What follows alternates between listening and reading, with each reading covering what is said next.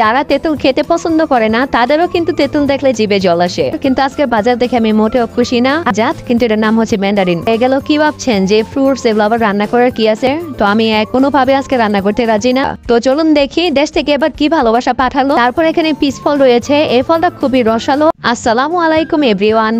ফেসবুকে ঢুকলে যখন দেশি লোভনীয় খাবারগুলো দেখি তখন তো অবশ্যই একটু লোভ হয় খাওয়ার জন্য, কিন্তু মিস করি বাংলাদেশের খাবারগুলো। যত মজার খাবারই সামনে থাকুক না কেন, যে যার দেশের খাবারগুলো মিস করবে, এটাই স্বাভাবিক। তো আমিও মিস করি। তবে আজকে আমি আপনাদের লোভ লাগাতে চলে আসছি তেঁতুল নিয়ে। তো দেখতে পাচ্ছেন কতগুলো তেঁতুল নিয়ে বসেছি। যারা তেঁতুল খেতে পছন্দ করে না তাদেরও কিন্তু তেঁতুল দেখলে জিভে জল আসে। এখন নিশ্চয়ই ভাবছেন দূরপ্রবাসী আমি তেঁতুল কোথায় পেলাম, তাও এতগুলো পাকা পাকা তেঁতুল।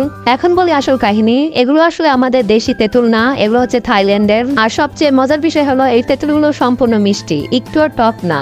তো আমরা প্রবাসীরা এরকমই, বাংলাদেশের খাবার খাওয়ার ব্যাপারে আমরা উপর থেকে সুখী, কিন্তু ভিতরে ভিতরে আমরা আসলে দুঃখী। আর এই যে এখানে চলে আসছে আজকের বাজার, কিন্তু আজকের বাজার দেখে আমি মোটেও খুশি না, কারণ আজকে আমার রান্না করার কোনো মুড নেই। আমার একদম ইচ্ছে করছে না রান্না করার জন্য। তারপর আনপ্যাক করে নিচ্ছি কি কি নিয়ে আসছে। এখানে অ্যাভোকাডো নিয়ে আসছে। তো আমি দেখে নিচ্ছিলাম পাকা কিনা। উপর থেকে দেখে মনে হচ্ছে পাকা, কিন্তু একটা পাকা একটা সম্পূর্ণ কাঁচা ছিল।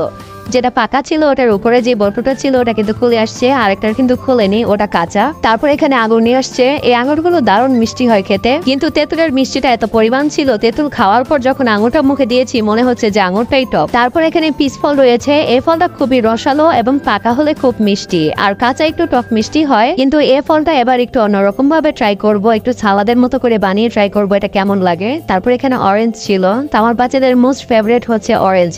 তো আমাদের দেশে তো বছর একবার পাওয়া যায় শীত আসলে, কিন্তু এখানে সারা বছরই অরেঞ্জ পাওয়া যায়। যদিও এটা আমাদের দেশের অরেঞ্জ বা কমলা না, এটার নাম হচ্ছে ম্যান্ডারিন। তো আমাদের যে অরেঞ্জটা আছে ওটা উইন্টারে বেশি পাওয়া যায়, এখানেও আমাদের দেশেও। তো এটা সবসময় পাওয়া যায়, এটা অরেঞ্জের মতোই খেতে, অরেঞ্জেরই একটা জাত, কিন্তু এটার নাম হচ্ছে ম্যান্ডারিন। আর এখানে ছিল শামামটা আমাদের দেশে এখন বিক্রি হয়, এটাকে রক মেলন বলে। এখানে ছিল বেনানা। এই তো ফ্রুটস গুলো আনপ্যাক করা হয়ে গেল। কি ভাবছেন যে ফ্রুটস এগুলো আবার রান্না করার কি আছে? বাজার দেখে কেন বিরক্ত হলাম? তো চলুন দেখাই কেন বিরক্ত হলাম। এই যে এখানে মাছ নিয়ে আসছে। তো আমি কোনোভাবে আজকে রান্না করতে রাজি না, আর মাছ রান্নার তো প্রশ্নই আসে না। তো আজকে রান্নার প্রতি এত কেন অনীহা সেটাও বলবো। অলরেডি অনেকে ভেবে নিয়েছেন হয়তো বাহিরে খাবো, তাই রান্না করতে চাচ্ছি না। তো চলুন দেখি দুপুরে কি খাই। এখানে মাছ নিয়ে আসছে, আর একটা প্যাকেটে যেন আছে। তো এখানে চিংড়ি মাছ নিয়ে আসছে।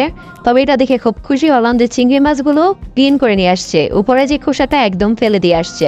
আমার কাজ অনেকটা সহজ হয়ে গেল। এই চিংড়িটা কিভাবে রান্না করলে সবচেয়ে বেশি মজা হবে বলেন?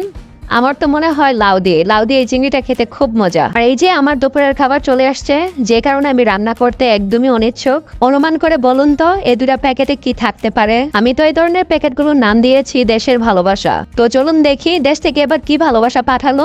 দেশ থেকে কোনো কিছু পাঠালো ওটা আনপ্যাক করতে কত যে ভালো লাগে, যারা করে তারাই জানে। তবে মেজা অপরচুন একটু খারাপ লাগে, কারণ আমাদের এখানে অ্যাভেলেবেল লোক আসে বা কিছু না কিছু দেশ থেকে পাঠানো যায়, কিন্তু মেজা অপাদের সেই সুযোগটা কম। তো যাই হোক, এখানে রয়েছে গরুর কলিজা, আর এটাতে রয়েছে গরুর বুড়ি। তো এমন খাবার রেখে কি কেউ রান্না করতে চায়? আমি তো একদমই চাই না, কারণ বড় আপার হাতের রান্না আমার খুবই পছন্দ। আর আপাকে অনেক ধন্যবাদ, এত কষ্ট করে আমাদের জন্য খাবারগুলো পাঠিয়েছে। তো এখন এই খাবারগুলো আমি একটু গরম করব, গরম করে আমরা গরম গরম ভাত দিয়ে খাবো।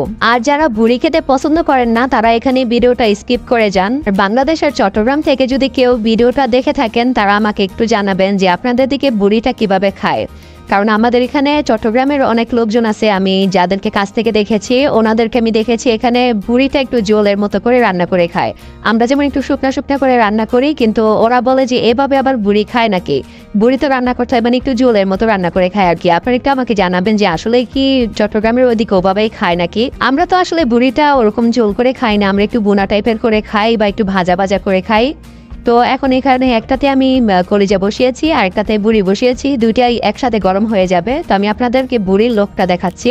তো দেখুন এই যে এরকম টাইপের করে আমরা খাই। আর তরকারির কালারটা দেখুন কতটা সুন্দর এসেছে। আপার রান্না সব সময় মজা হয়, যদি কাউকে বলা না হয় এটা হোটেল থেকে এনেছে না বাসা থেকে, কেউ ধরতেই পারবে না যেটা বাসার রান্না, একদম হোটেল স্টাইলে রান্না হয়।